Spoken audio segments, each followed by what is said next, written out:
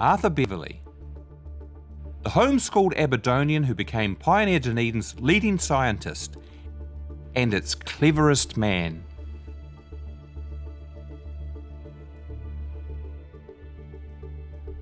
Arthur Beverly was born in 1822 on a farm near Afford. This Aberdeenshire village famous for its oatmeal and is the home of Aberdeen Angus cattle. Nothing much is known about his early life except that his father was a struggling farmer who moved from tenancy to tenancy and died when Arthur was 21. Arthur was educated at home with occasional attendance at the local parish school, but his main educational influence was a local shoemaker who ran night classes and who instructed him in maths and science. At 13, Arthur was apprenticed to a watchmaker here in Marshall Street in Aberdeen, and he proved to be such a good craftsman that he was commissioned to make microscope lenses for some of Aberdeen's leading scientists. So he seems an unlikely candidate to be caught up in gold fever, but it was news of the Victorian gold strikes that first drew him to Australia in 1852 when he was already 30. He quickly realised that panning for gold wasn't for him, and relocated to Melbourne where he prospered as a watchmaker. There he made friends with fellow Aberdonian William Strawn, and when Strawn moved over to Dunedin in 1857, Beverly was encouraged to follow him.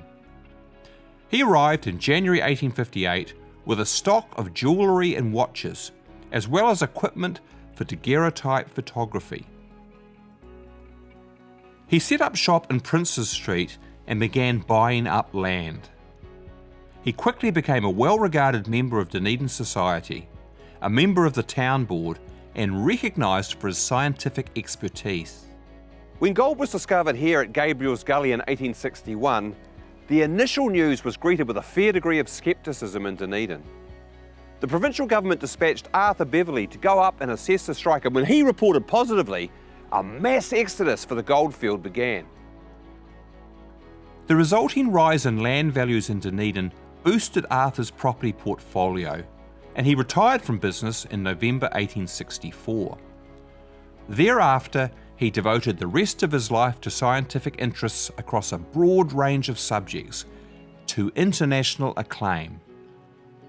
He also wrote columns for the Dunedin newspapers, where he answered popular questions and solved puzzles, work which boosted his reputation as the cleverest man in Dunedin.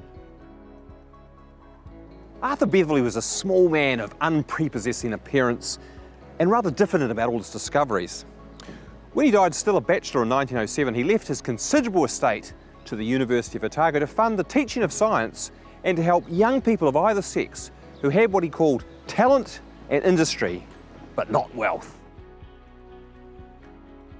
The bequest is still funding fellowships and prizes in physics and maths at the university today. And the physics department at Otago is still looking after one of the longest running science experiments in the world, the Beverly Clock, invented by Arthur and operated by variations in temperature and atmospheric pressure. It's been running continuously since 1864. The Beverly Observatory here on the hills high above central Dunedin also preserves the memory of one of Pioneer Dunedin's finest scientific minds.